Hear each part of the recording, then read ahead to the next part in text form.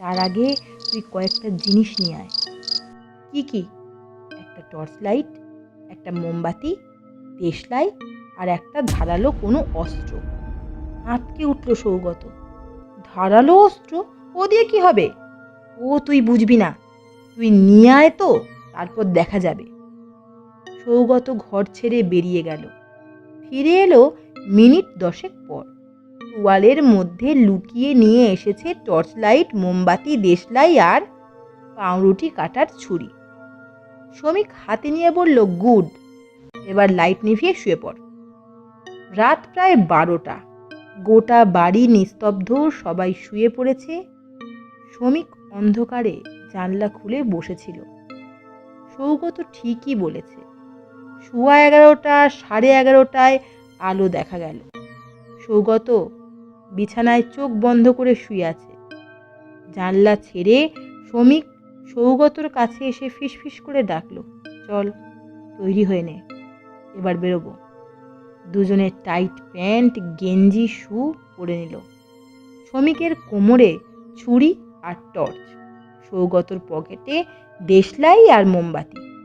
পা টিপে টিপে ওরা ঘর ছেড়ে বেরিয়ে এলো। টিভির উপর থেকে সদর দরজার চাবি নিয়ে ওরা নিচে নেমে এলো। ওদের বুকের মধ্যে যেন কেউ হাতুড়ি পেটাচ্ছে। সদর দরজার সামনে এসে নিশ্চিন্ত। রাত 12টা মানে এই এলাকা জনমানব শূন্য।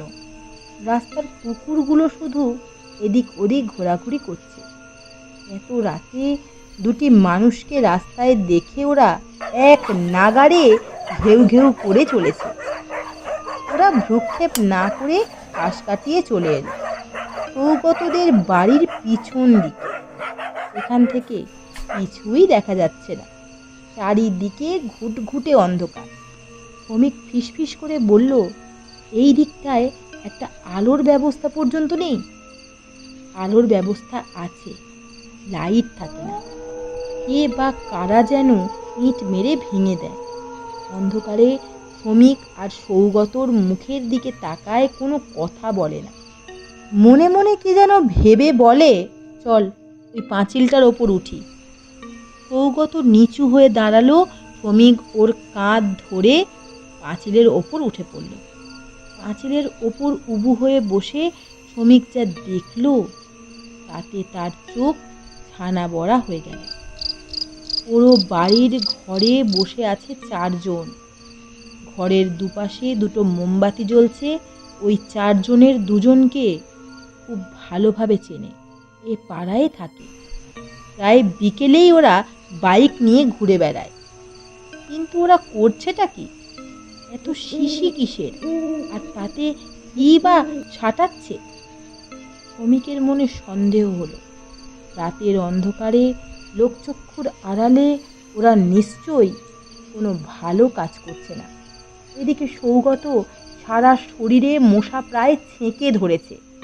ওপর দিকে তাকিয়ে শ্রমিকের ইশারার অপেক্ষা করতে লাগলো। শ্রমিক মাথা ফিরিয়ে ইশারা করলো নামবে। পাঁচিলটা ধরে শ্রমিক ঝুলে পড়লো মাটিতে। নেমে খুব ঘন ঘন নিঃশ্বাস নিতে লাগলো। সৌগত ফিসফিস গলায় জিজ্ঞেস করলো, কিরে, কি দেখলি? আগে বাড়ি চল, সব বলছি। বাড়ির সামনে এসে শ্রমিক সব খুলে বলল, বুঝলি, ওরা অপরাধমূলক কোনো কাজ করছে। আচ্ছা, বলতে পারবি এখানকার থানার ফোন নাম্বার কত? বাবার ডায়েরিতে লেখা আছে। কেন, তুই থানায় ফোন করবি নাকি? নিশ্চয়ই। ভয়ার্ত গলায় সৌগত বলল, যদি কিছু হয় আমাদের কি হবে আবার? ডায়াল ঘুরিয়ে ফোন করতেই থানার বড়বাবু ধরল। শ্রমিক নিজেদের পরিচয় গোপন করে বিস্তারিত সব খবরাখবর জানিয়ে নিশ্চিন্ত হয়ে শুয়ে পড়ল।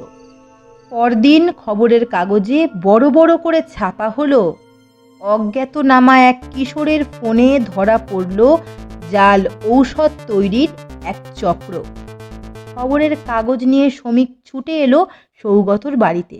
বন্ধুকে জড়িয়ে ধরে বলল, দেখলি আমরা সমাজের কত বড় দায়িত্ব পালন করলাম।